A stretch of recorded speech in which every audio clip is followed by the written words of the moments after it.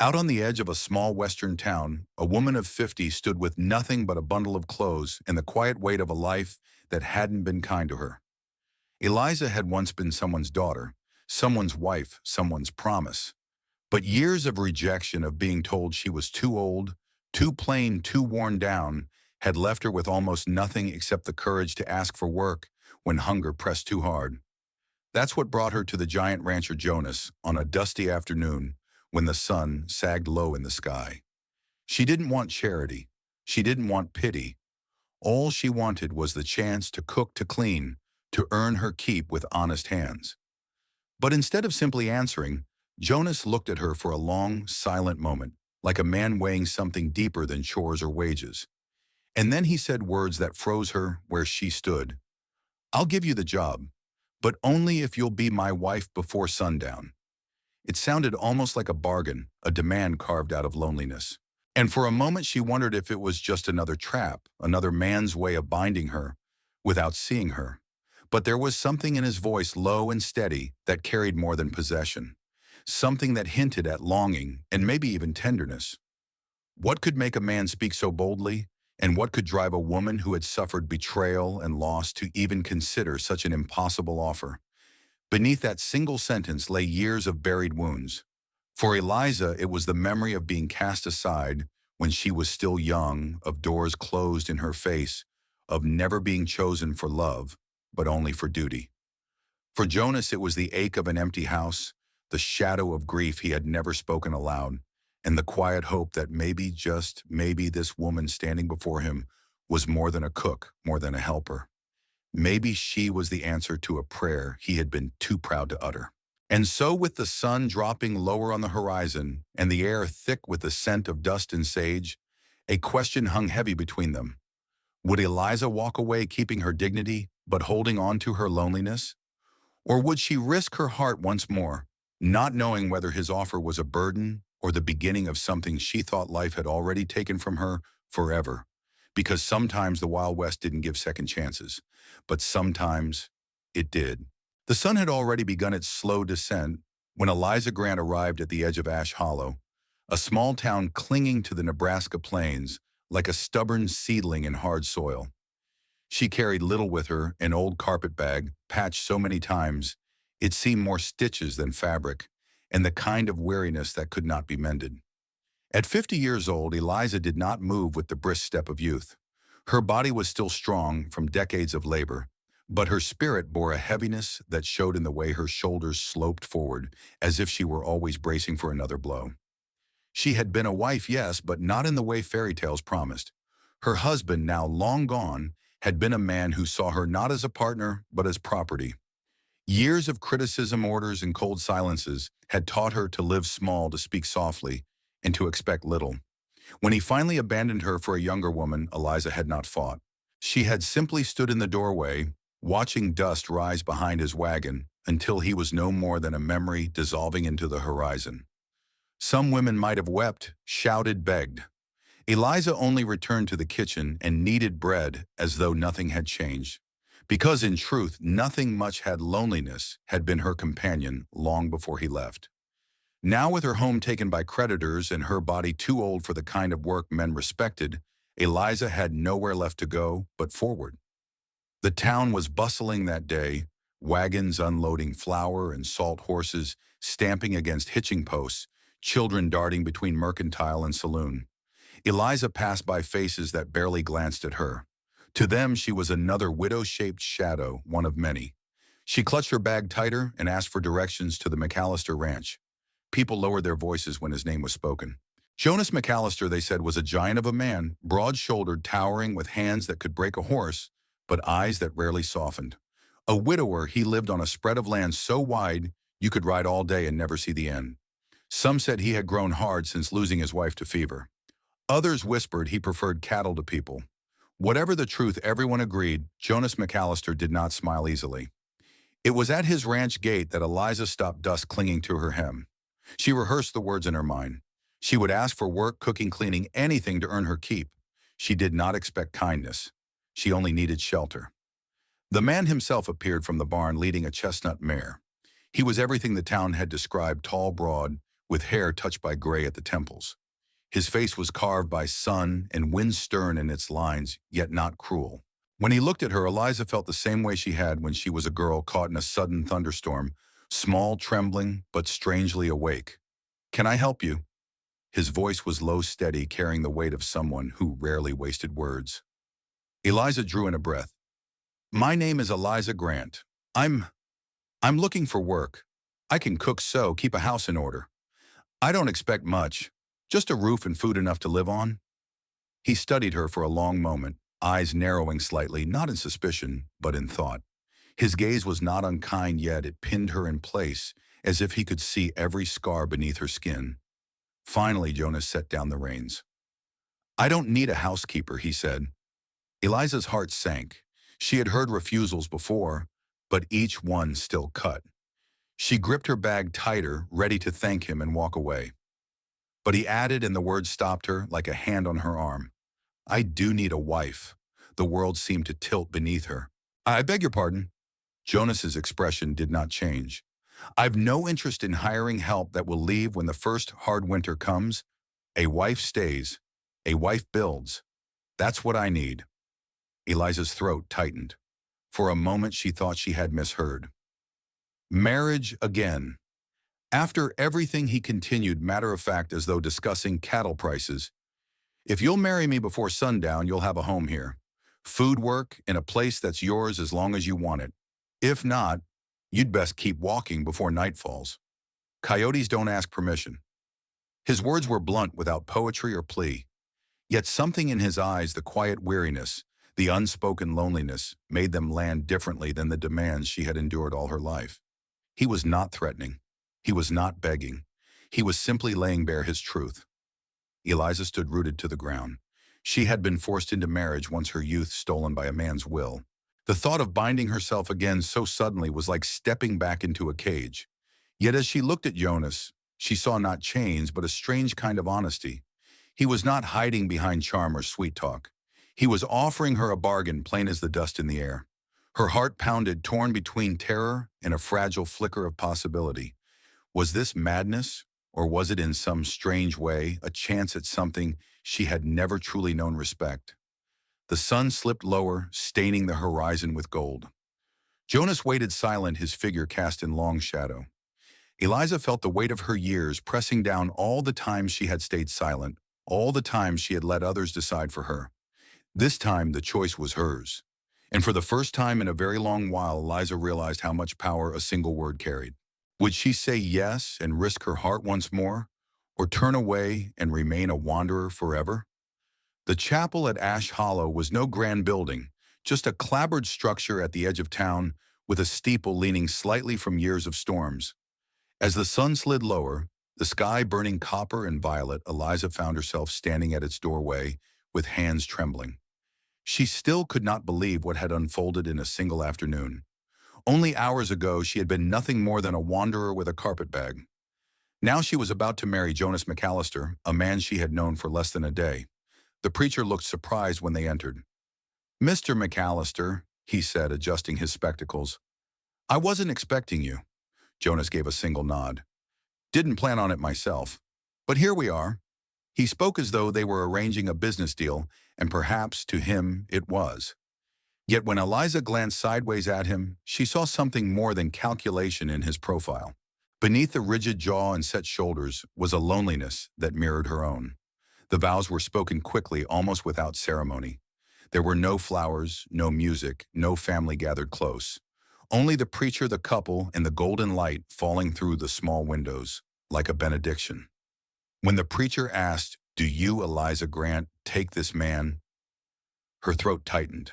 Her first marriage had been shackled to duty, her voice barely more than a whisper of surrender. But this time, though, her voice trembled. She spoke the words with clarity. "I do." And when Jonas echoed his own "I do," his voice was steady, sure, like a rock beneath shifting tides. The preacher pronounced them husband and wife, and it was done. No kiss was pressed upon her lips. Jonas only inclined his head respectfully. It was not romance, not yet, but it was dignity. For a woman who had been treated as less than human, that alone felt like a beginning. As they left the chapel, night had nearly fallen. The first stars trembled above, and the plains stretched wide and silent. Jonas lifted her bag from her hand as though it weighed nothing. "You'll ride with me," he said. His tone was gruff but not unkind. She mounted the wagon beside him, the wood creaking under their combined weight. They rode in silence, the wheels groaning against dry earth, the lantern swinging with each jolt. Eliza kept her hands folded in her lap, her mind racing. What had she agreed to? Was she safe here? Or had she only traded one kind of captivity for another? At last Jonas spoke. "I know what folks will say, that I took a stranger into my home, that I was desperate." He glanced at her, his eyes catching the lantern light. "Maybe I was. But I won't treat you poorly, Mrs. Mallister. You'll have a home and respect so long as you're under my roof. That's more than I can say for what you've been given before." His words startled her not because of what he promised, but because of what they revealed.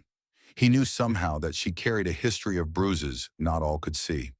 For the first time that night, Eliza found herself unclenching her fists. She looked out at the dark land stretching endlessly before them, and though fear still lingered, something else stirred a fragile thread of trust.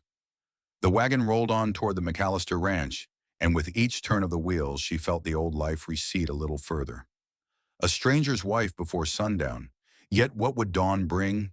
Would this union remain a mere arrangement, or would it open the door to something far deeper? The Mallister ranch stretched wide across the valley, hemmed in by cottonwoods and the slow shimmer of the Platte River. For Eliza, stepping down from the wagon felt like stepping onto another planet. The farmhouse was large but weathered its porch boards, groaning under her cautious steps. Horses stamped in the corral, and the evening breeze carried the sharp tang of hay and leather. "This is your home now," Jonas said simply. He carried her carpet bag inside, setting it on a wooden trunk near the stairs. He did not linger. Instead, he tipped his hat slightly and disappeared into the barn. Alone in the silence of the house, Eliza felt her breath tighten. The rooms were tidy but bare, no curtains to soften the windows, no photographs on the mantel, no touch of warmth that spoke of family. It was a house built for work, not for tenderness. That night she lay awake in the guest chamber, her chamber now listening to the unfamiliar creaks and sighs of a house that was not yet hers. She traced the lines of her scars beneath the covers, the ones no dress could hide. Would he see them one day and turn away in disgust as others had? The following morning she rose before dawn, driven by an old habit of labor. She lit the stove-brewed coffee and set out bread. When Jonas entered, his brows lifted slightly, but he said nothing more than a quiet, "Thank you." Days passed and a rhythm began. She cooked, tended the garden, and learned the paths of the land. Jonas worked from dawn to dusk, his presence steady but distant. At supper he asked after her needs, nothing more. Respectful, yes, but walled off as though a gulf stretched between them that neither dared cross. Yet beyond the ranch's fence tongues wagged. In town whispers curled like smoke. "Did you hear Jonas Mallister married a stranger in a single afternoon? They say she's plain as bread and twice as heavy. Reckon he only wanted a cook. A man his size needs feeding." When these words reached Eliza, delivered in half smiles at the mercantile, in the lingering glances of women at church, her cheeks burned. She had thought herself hardened by years of judgment, but the sting was fresh each time. One evening she found Jonas on the porch, whittling wood shavings into curls. She gathered her courage. "Do you hear what they say about me?" she asked softly. His knife paused mid-stroke. He didn't look up. "I hear plenty of things. Most of it's not worth a spit. But they say you married me out of pity, that I'm not fit to be a wife, only a cook." Her voice broke on the last word. At that, Jonas lifted his gaze. His eyes were steady, though shadows clung there. "Do you believe them?" she faltered. "I don't want to, but I've been called worse by those who should have loved me most." He set the knife aside, leaning forward. "Then listen here, Mrs. Mallister. I didn't bring you here to be the town's entertainment, and I sure didn't marry you out of pity. A man can go hungry for more than food. He can starve for kindness, for companionship. That's the truth of it." Her breath caught. No one had ever spoken to her like that, not with flattery, but with plain honesty. Still doubts gnawed at her heart. Could she believe him? Or was he too only keeping her at arm's length? That night when she lay awake, she realized the true struggle was not with the town's gossip, but with her own fear. Could she risk believing she was worthy of respect of love after so many years of being told otherwise? Outside her window, the prairie wind keened across the fields, carrying both warning and promise. She had found a place to rest her head, but could she find a place in his heart? Summer came restless that year. The prairie sky was split between burning sunlight and sudden storms, as if the land itself couldn't decide whether to heal or to rage. For Eliza, each day on the ranch was both comfort and torment. She had found usefulness again. Her bread rose high, her stews fed tired men, her hands coaxed life from the soil. Yet usefulness was not the same as belonging. Every whispered word in town, every sidelong glance, still carved into her like a knife. The gossip reached its sharpest edge one afternoon at the church social. She had carried in a peach cobbler, still warm from the oven, her palms sweating beneath the dish towel. But when she set it on the long table, two women turned their backs with stiff smiles. One muttered not quietly enough, poor Jonas. Married her out of desperation. A man like him could have had any woman. The words struck Eliza like a blow. She stood frozen, her cobbler untouched, while laughter spread like wildfire behind her. That evening back at the ranch, she scrubbed dishes until her hands ached. Jonas came in smelling of sweat and leather, his shoulders sagging with weariness. He saw her red eyes, the set of her jaw. "What happened?" he asked. "Nothing worth your concern," she said too quickly. But he stepped closer, his presence filling the kitchen. "Tell me." Her anger broke loose like floodwaters. "They say you married me because no one else would have me. That I'm a burden, that I'm nothing but a body in your kitchen." Her voice cracked, and with it, the wall she had built all her life. Years of rejection, of being told she was too plain, too heavy, too scarred, they came tumbling out in sobs that left her trembling. For a long moment, Jonas said nothing. Then with surprising gentleness, he took the dish rag from her hands and set it aside. "Eliza," he said, his deep voice steady as a mountain river, "don't you ever believe their lies? You are not a burden. You are the strongest woman I know." She shook her head. "You don't know the half of it. My first husband, he left me for a younger girl. Said I was too old, too barren, too useless to keep. He looked me in the eye and told me I was nothing. And I believed him." Her confession hung heavy in the air. For a heartbeat, she feared Jonas would turn away too. But instead, his hand, rough from rope and reins, lifted to brush a tear from her cheek. "Then he was a fool," he said quietly, "because he threw away gold and kept dust. I won't make the same mistake." Her breath caught. No one had ever spoken such words to her. Not pity, not flattery, but truth plain and solid. Yet still doubt gnawed. Could she let herself believe, or would trusting him only open her to more heartbreak? That night she sat by the window long after the lamps burned out, listening to the coyotes call across the darkened hills. The ache in her chest was both fear and longing, a longing for something she'd never dared to imagine, to be seen, truly seen, and still chosen. And deep inside, a fragile seed stirred. The storm between them had broken open a truth, but would it lead to healing or only more hurt? The days after the church social were quiet. Eliza kept her hands busy, kneading bread, mending shirts, sweeping the porch, but her mind was restless. Doubt still gnawed at her like a coyote circling in the dark. Yet it was in small moments that Jonas began to answer the unspoken question of her worth. One morning she found him in the barn repairing a broken gate. The sun slanted through the rafters, catching the dust motes like falling stars. She started to apologize for not having fixed it herself, but he only smiled. "You don't need to carry every burden alone," he said. "I've got two hands too." It was a simple thing, but to Eliza it was a revelation. No man had ever spoken to her as a partner, an equal in the work of living. A week later he brought home a young calf, orphaned and weak. "Thought you might like the company," he said, placing the rope in her hands. "Something about you makes me think you'd know how to nurse it back to life." She did.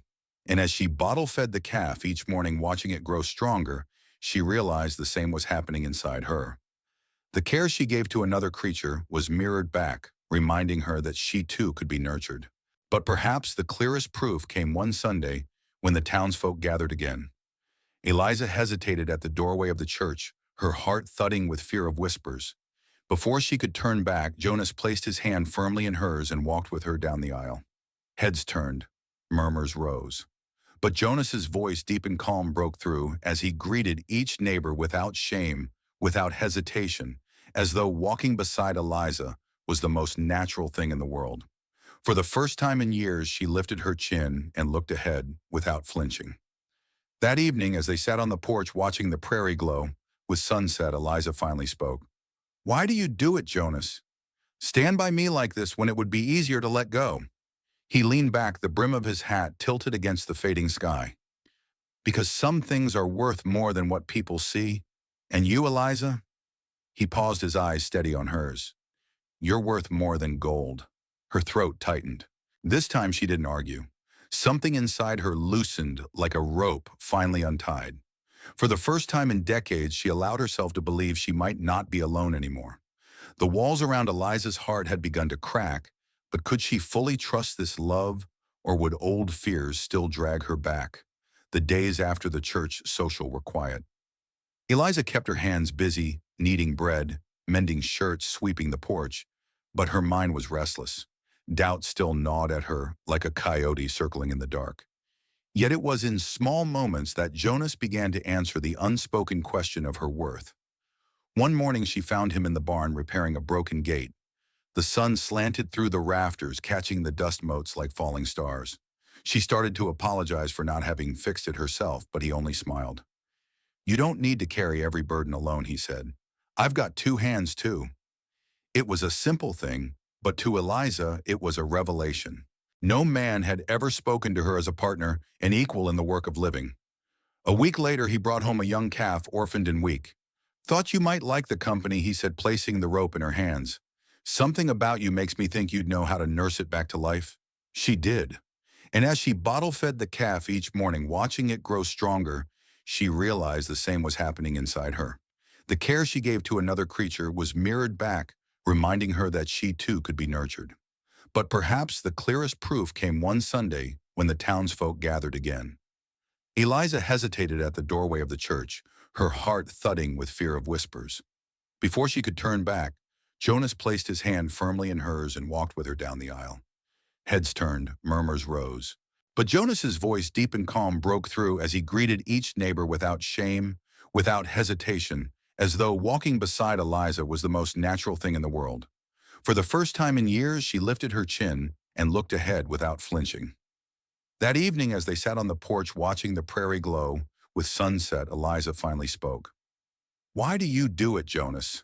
Stand by me like this when it would be easier to let go." He leaned back, the brim of his hat tilted against the fading sky. "Because some things are worth more than what people see. And you, Eliza," he paused, his eyes steady on hers, "you're worth more than gold." Her throat tightened. This time she didn't argue. Something inside her loosened, like a rope finally untied. For the first time in decades, she allowed herself to believe she might not be alone anymore. The walls around Eliza's heart had begun to crack, but could she fully trust this love, or would old fears still drag her back? The prairie had its own way of testing people.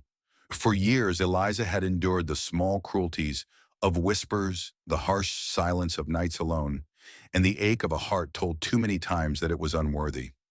But life in its merciless rhythm always seemed to bring one more trial when a soul began to heal. It came that spring in the form of a fire. The land had been dry for weeks, the winds restless. One spark, whether from a rancher's careless match or a lightning strike, was enough to send flames crawling across the hills like a living beast. By the time Jonas saw the smoke from his fields, the fire was already bearing down on the southern fence line. "Eliza," he called, storming into the kitchen where she was kneading dough. His voice was urgent but not panicked. "We've got to move the cattle now. The fire's coming fast." Without hesitation, she dropped the dough and grabbed her shawl. There was no room for fear, not anymore. They rode together side by side through smoke that stung their eyes and heat that cracked the sky. Eliza's heart pounded not from the gallop of the horse beneath her, but from the strange clarity that filled her. For the first time in years, she felt alive with purpose, not as a burden, not as someone left behind, but as someone fighting for something worth saving. The fire roared red and merciless, but Jonas never left her side. When a frightened calf bolted toward the blaze, it was Eliza who leaned from the saddle, looping her shawl around its neck and dragging it back. The animal kicked smoke, filling its lungs, but she held on, coughing and straining, until Jonas rode up to help. "Stubborn woman," he said, breathless, half in exasperation and half in awe. "You'll kill yourself for a creature half your size." She met his eyes through the haze. "I've been saving strays my whole life, Jonas. Maybe it's time I saved myself too." The fire burned until nightfall, but together they kept the herd intact, pushing the cattle toward the river and letting the water be their refuge. When at last the flames died, the land was scarred black, but the ranch still stood. That night they sat by the riverbank, their clothes singed, their faces smeared with soot. Jonas pulled off his hat, running a hand through his hair, and looked at her with a quiet reverence. "I've known strong women in my life," he said, his voice low, "but I've never seen anyone fight the way you did tonight." Her laugh cracked, brittle and raw. "Fight, Jonas, all I've ever done is survive. But I don't know if I know how to live." He leaned closer, his hand brushing the back of hers. "Then let me show you. Not as a savior, not as someone who pities you, but as a man who's already given you his heart." The words sank into her like rain into parched soil. But even as warmth spread in her chest, fear clung to her ribs. "What if I can't be what you need?" she whispered. "What if all I have left are scars?" Jonas's jaw tightened, and for a long moment he didn't answer. Then slowly he reached down to the river, cupping a handful of the dark water and letting it spill between his fingers. "Scars are proof we've been through fire and lived," he said. "Gold's tested in flame. So are people. You think I want someone untouched by hurt? No, Eliza. I want someone who knows the cost of love and still chooses it anyway." Her throat ached, her eyes burned with tears, hotter than the fire they'd just outrun. She wanted to believe him desperately, yet years of rejection still clung to her like chains. It was then that another trial came. A week after the fire, a flood tore through the valley. Spring rains poured harder than anyone could remember, turning the blackened ground into a slick mire. The river swelled, snapping fences and sweeping away debris, and with it came tragedy. The orphaned calf Eliza had nursed was caught in the current. She heard its cries above the thunder of water and raced toward the riverbank. The ground gave way beneath her feet, mud sucking at her boots.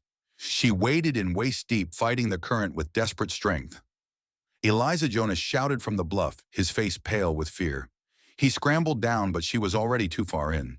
She grasped the calf's rope, holding fast as the water surged. For a moment it seemed she might be dragged under. Then Jonas was there, his arms like iron, as he pulled both of them back to shore. They collapsed together in the mud, the calf bleeding weakly beside them. Jonas's chest heaved as he looked at her, soaked and trembling. "You fool," he said, his voice breaking. "I thought I'd lost you." Eliza pressed a hand to his face, her palm rough but tender. "Maybe it's time you knew I don't want to be lost anymore." The kiss came then, not soft, not hesitant, but fierce and unyielding, born of fire and flood, and the shared knowledge that they had both survived too much to waste another moment. For the first time in her life, Eliza didn't feel like a woman left behind. She felt chosen, and when Jonas pulled back, his forehead resting against hers, his voice was steady as the land after a storm. "You asked what you had left to give," he murmured. "This. Your courage. Your heart. That's all I'll ever need." The tears that fell then were not of sorrow, but release, the kind that washed away years of silence, shame, and loneliness. As the floodwaters receded and dawn broke across the valley, Eliza knew something within her had finally shifted. She was no longer the woman who had walked into Jonas' life asking only for work. She was a woman who had faced fire and flood and discovered that love was not a favor, but a choice freely given and freely received. Eliza has finally stepped into love, but can she truly believe in a future after a lifetime of loss? The prairie has a way of remembering storms. Burnt patches on the hillsides whispered of the fire. Deep grooves carved by rushing water bore witness to the flood. But in the soft green that began to push through the black earth, and in the way the river quieted to its gentle song, there was proof that life could return. So it was with Eliza. For weeks after the flood, she walked with a lighter step, though she barely noticed it herself. She rose before dawn, just as she always had, kneading dough and tending to the animals. But now there was a steadiness in her, like a lantern finally lit after years of darkness. Jonas noticed it in the small things, the way she hummed while stirring soup, the way she let him brush her hand without pulling back, the way she stood straighter when townsfolk came by, no longer shrinking under their stares or whispers. It wasn't that the past had vanished, it still lived in her like an old scar. But scars she was beginning to understand were not stains. They were stories. One evening as the sun melted into gold over the horizon, Jonas came to her on the porch.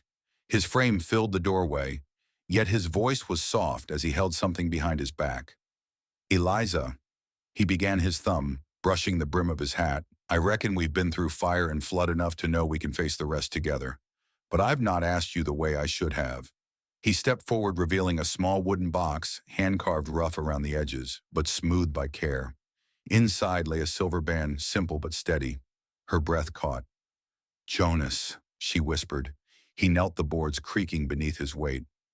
I don't need a cook or a hired hand or someone to keep the house. I need you, Eliza, as my wife, as my partner, as the woman who's turned this place from just a ranch into a home. Tears blurred her vision, the world swimming in gold and shadow. For years she had believed no one would ever speak those words to her again, not with sincerity, not with love. Yes, she breathed, her voice breaking, but strong enough to reach him. Yes, Jonas, I'll marry you. He slid the ring onto her finger, and for the first time in her 50 years, Eliza felt what it was to be chosen, not out of duty, not from pity, but out of love that saw her holy, scars and all. The wedding was simple, held beneath the cottonwoods by the river. A preacher from town read the vows. A few neighbors came bringing baskets of bread and jars of preserves. It wasn't grand, but it was honest, and that was more than Eliza had ever hoped for. When she walked down the path wearing a dress she had sewn herself, Jonas's eyes shone, like a man seeing sunrise after a long winter. You look like the answer to every prayer I never thought I had the right to speak, he whispered as he took her hands. And when the vows were said and the ring secured, when Jonas kissed her before God and the gathered folk, Eliza felt as though the world itself had paused to honor a truth long overdue. Love can come late, but it comes all the same. Their life together wasn't without hardship. Ranching was hard work, and age weighed heavier on their bodies than it once had. There were still dry years, broken fences, and cattle lost to sickness, but every burden was shared. On nights when Jonas's back ached, Eliza rubbed it with oil, humming softly until sleep took him. On mornings when Eliza's hands stiffened from years of labor, Jonas wrapped them in his own, whispering, "Rest a while. The chores can wait." They found joy in the small rituals, the way he always brought her the first cup of coffee steaming in dark, the way she left wildflowers on his workbench, tied with twine. In those moments, Eliza learned what she had long thought impossible, that love wasn't a storm to survive, but a shelter to rest in. Years later, as they sat together on the porch, the prairie stretching wide and endless before them, Jonas's hair had turned silver, and Eliza's hands bore the lines of a lifetime. Do you ever regret it? She asked quietly, watching the sunset spill across the horizon. Regret what? Jonas tilted his head. Choosing me. Marrying a woman past her prime with nothing to offer, but he silenced her with a kiss, gentle but sure. Eliza, he said, his voice steady as the earth beneath them. You've given me more than I ever dreamed. You gave me a home, a reason to wake each day, a partner who fights with me, laughs with me, and loves me when I don't deserve it. If that's not gold, then I don't know what is. She leaned her head on his shoulder, the weight of old doubts finally gone. The prairie wind stirred, carrying with it the faint scent of sage and the promise of tomorrow. And for the first time, Eliza believed not just in survival, not just in endurance, but in hope. Hope that love could be found even after years of silence. Hope that two weary souls could build a life, not in spite of their scars, but because of them. The quiet after the storm wasn't emptiness. It was peace. The woman once told she was too late for love found her forever in a cowboy's steady heart. And maybe it's a reminder to us all, it's never too late for a second chance. As the sun dipped below the horizon that day, Eliza discovered something she had long believed, lost the courage to be seen and cherished for who she truly was. And Jonas, the rancher who once thought his life had narrowed to silence, and chores found in her presence a light far brighter than any lantern in his home. Their story wasn't about grand gestures or the perfect timing of youth. It was about two weary souls choosing to stand together when the world had tried to tell them they weren't worthy of love anymore. That choice, simple yet profound, became their redemption. And maybe that's something we can all carry into our own lives, that it is never too late to start again. Dignity, kindness, and love don't have an expiration date. Sometimes what feels like the end of a chapter is really the beginning of a gentler, richer story. So perhaps the lesson here is this: don't let the voices of rejection or time convince you that your worth has diminished. You are still gold no matter the dust the world has tried to cover you with. If this story touched you, I invite you to subscribe to None Wild West Saga, where tales like these remind us that tenderness can be found even in the harshest places. Share it with a friend who may need hope, and tell us in the comments, would you like to hear the next story of late blooming love or more journeys of healing from the Wild West?